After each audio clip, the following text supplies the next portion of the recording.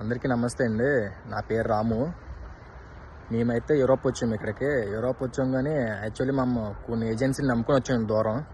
అక్కడ దగ్గర మా దగ్గర వాళ్ళు 5 lakhs తీసుకున్నారు. 5 లక్షలు అయితే మేము కట్టించి వచ్చామండి దూరం.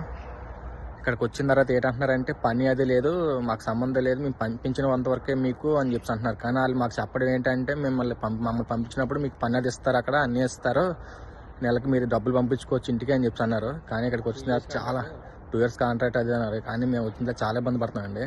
ఇక్కడ అంతా రేట్లు కూడా చాలా ఎక్కువ. చూడండి, ఇక రోడ్డు మీద వదిలేశారు మమ్మల్ని. ప్రజెంట్ అయితే వాళ్ళు చాలా రోడ్డు మీద వదిలేశారు. 3 రోజులు ఆర్డర్ అవుతుంది. ఇప్పటివరకు డబ్బులు అయితే ఉన్నాయి మా దగ్గర, అలాగే తిన్నాము డబ్బులతో. ఇప్పుడు డబ్బులు లేక మా దగ్గర కరెక్ట్గా 20 రూపాయలు ఉంటే చూడండి బ్రెడ్ కొనుక్కున్నామండి. బ్రెడ్ అది 3 రూపాయలు. ఇక వాటర్ బాటిల్ మేము తెచ్చిందే ఉంది. వాటర్ ఎక్కడొక్కడ పెట్టుకోవడం, బ్రెడ్ 2 ముక్కలు తినడం, మళ్ళీ ఎక్కువ తింటే అయిపోద్ది అని చెప్పేసి ఇలా చేస్తున్నామండి. మమ్మల్ని పంపించిన వారు ఎవరు అంటే మన వైజాగ్లోని ఆటో నగర్లో కొన్ని ఇన్స్టిట్యూట్లు ఉన్నాయండి. ఇందులో ఫస్ట్ అయితే విజయదుర్గ, మోహను, అఖిల్ అండి వాళ్ళ పేర్లు, ఇద్దరు వైఫ్ అండ్ హస్బెండ్స్. తర్వాత రాంబాబు అండి, సాయి ప్లేస్మెంట్స్.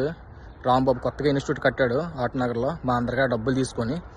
ఆ తర్వాత వినోద్ అండి, వినోద్ ఆయన కేరళ, ఆయన ఒకడండి.